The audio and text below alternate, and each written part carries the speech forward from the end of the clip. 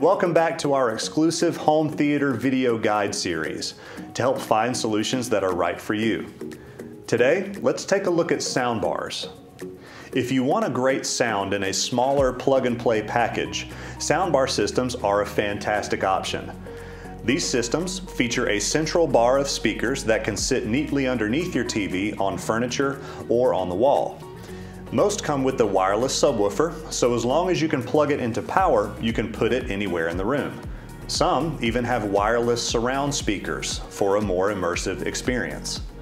Most soundbar systems provide virtual surround sound, which is where all of the audio is coming from the front of the room, but takes advantage of things like how your brain interprets sound and even the dimensions of the room to create the illusion of sound moving throughout the space.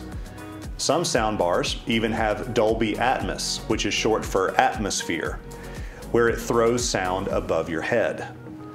Soundbars can be much lower profile and are much easier to install over your typical surround sound system. And nowadays, they use HDMI connections, which provide the best sound quality and allows you to control the volume with your existing remote. We hope this was helpful to you, and by all means, please reach out to us for more information. We would be happy to help.